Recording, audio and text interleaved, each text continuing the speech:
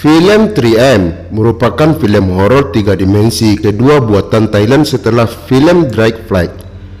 Film yang dirilis pada tahun 20 Desember 2012 ini diproduksi oleh Pekton Tamrejra Kirati Nikatonon dan Isara Nadae. Film berdurasi 90 menit ini menceritakan 3 kisah berbeda dengan benang merah. Setiap kejadiannya terjadi pada pukul 3 dini hari. Kisah ini menceritakan mengenai toko wig yang hanya dikelola sendiri oleh keluarga.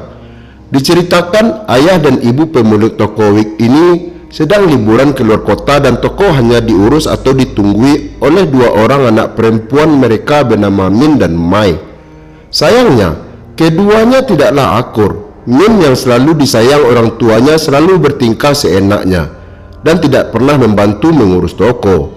Sedangkan Mai dengan giat membantu mengurus toko wig yang akan tetapi Mai merasa iri kepada Min karena Mai harus selalu menggunakan baju, sepatu dan pakaian bekas Min.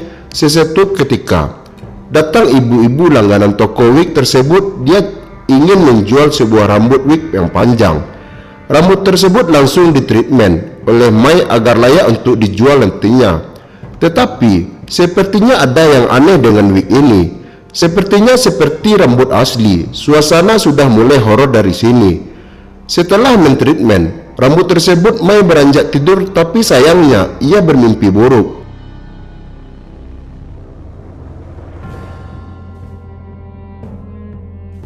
Karena tidak bisa tidur, akhirnya ia mencoba keluar kamar dan melihat ke toko. Karena dia mendengar gerasa-gerusuk di toko. Ternyata Min dan 3 temannya datang berkunjung. Sudah lewat tengah malam. Mereka mengerempat mengobrol di atas lantai atas, mendengar musik keras-keras, dan lagi salah satu teman Min sedang seenaknya memakai wig yang baru datang itu. Ketika Min dan Wai bertengkar, teman Min yang memakai wig tersebut pergi menyingkir sebentar ke lantai bawah, dan tiba-tiba terdengar orang berteriak.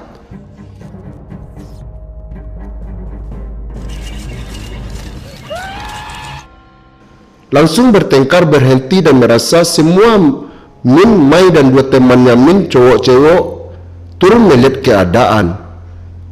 Entah teman Min yang turun tadi telah tewas dengan kepala terputus dan terpanjang di lemari bersamaan kepala-kepala pajangan di wig lainnya. Seperti akibat wig mencurigakan tadi. Selanjutnya teman cewek Min tewas akibat ada yang keluar dari badannya lalu diusul oleh cowok tersebut. Di sini terlihat teman Min yang cowok tewas dengan cara mengenaskan. Dia tewas dengan tusukan jarum-jarum yang digunakan untuk menyisir wig. Setelah itu, ketegangan belum selesai. Mai mulai mendapatkan bayangan-bayangan kenapa ia bisa terjadi. Sepertinya wig itu dapat dari rambut orang mati. Sayangnya, di sini Mai seperti orang bodoh, bukannya memberitahu Min mengenai apa yang terjadi. Dia malah hanya melamun dan tidak selesai-selesai untuk berbicara. Akhirnya, Min berusaha menyelamatkan dirinya dan Mai. Akan tetapi, nasib berkehendak lain. Mai telah tertangkap oleh hantunya yang dikunci di mesin pengiring rambut. Min yang tidak bisa menyelamatkan Mai hanya bisa menggedor-gedor pintu mesin pengiring. Akhirnya, mesin pengiring tersebut meledak.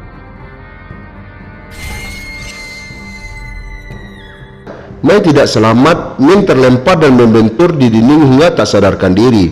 Beberapa menit yang lalu, menyadari jika dia telah meninggal karena ledakan yang terjadi sebelumnya. Dan dia juga dapat melihat bagaimana hantu itu sekarang menghuni tubuh Mai.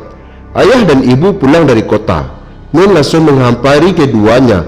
Tiba-tiba dari arah belakang, Mai menghampiri ayah dan ibu. Min langsung duduk tersungkur, putus asa. Ternyata Min telah meninggal. Tapi bagaimana bisa Mai yang di dalam mesin pengirim bisa selamat? Kita lanjut ke kisah kedua. Seseorang laki-laki yang ditugaskan untuk menjaga dan mengurus kamar pengantin. Tapi seperti judulnya yang tadi, pengantinnya sudah meninggal alias pengantin mayat.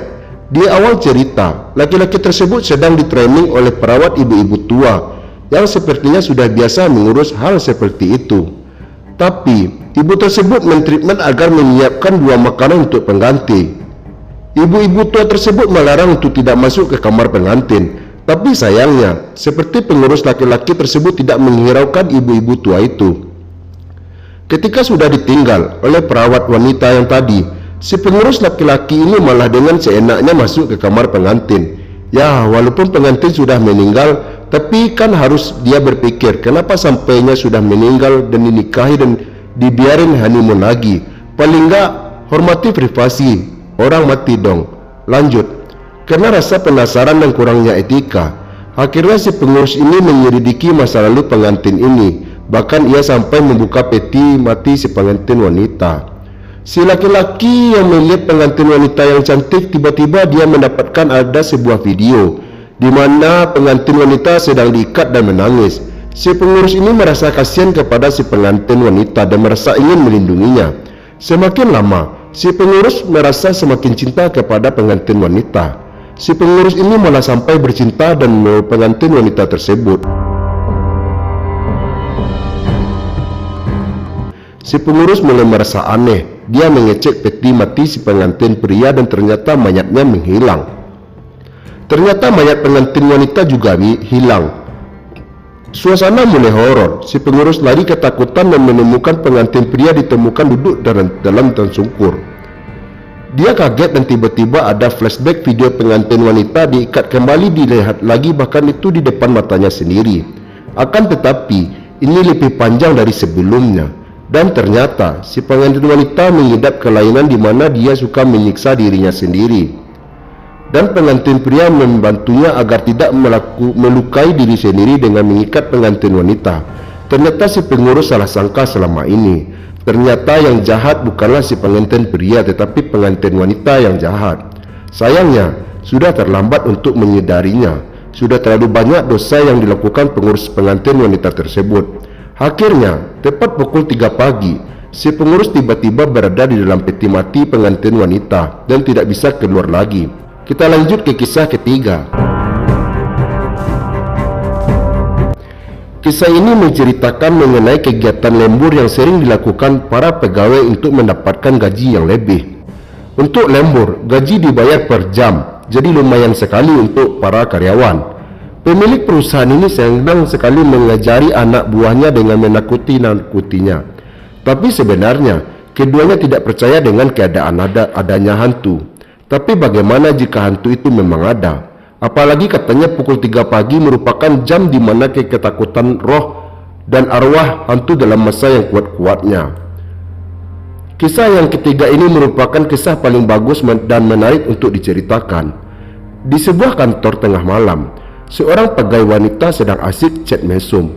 Seorang laki-laki lawan chat wanita tersebut terlihat merayu wanita tersebut dan si pegawai wanita lalu membuka bajunya dan berfoto. "Hai As, apakah kamu lembur? Kau sangat rajin. Kurasa kau akan melewati dari masa percobaan lebih cepat," tanya Bum. As tersenyum. Bum Danging langsung pulang. Terlihat sapam penjaga kantor tidur terus setiap waktu.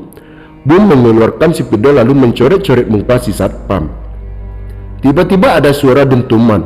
Kepala melayang. Bum Danging lari ketakutan. Karena lift tidak kunjung terbuka, mereka lari melalui tangga darurat. Karan dan T saat melakukan prank kepada rekan-rekan kerjanya. Mereka menakuti Bum dan geng dengan menjadi sosok hantu kepala terbang. Keduanya tampak begitu senang saat berhasil melakukan hal tersebut. Sayangnya, Bum dan Ning kemudian kembali untuk mempersiapkan dokumen untuk keesokan harinya. Setelah melakukan hal tersebut, T dan Karan memutuskan untuk pulang. Begitu juga Bum dan Ning yang juga ikut bersama mereka. Namun, saat berada di lift, Karan dan T menerima panggilan telepon. Sebuah kabar di telepon yang mengejutkan keduanya. T dan Karan menerima kabar jika Bum dan Ning ditemukan tewas di bawah tangga. Ternyata saat T dan Karan melakukan prank, secara tak sengaja Bum dan Ning jatuh dari tangga. Mengingat rekan mereka sudah meninggal dunia, Karan meraih tombol untuk turun. Nah, itu dia sinopsis film 3 I'm 3D. film horor Thailand yang paling seram. Bagaimana menurut sahabat? Apakah film ini seram? Silakan komentar.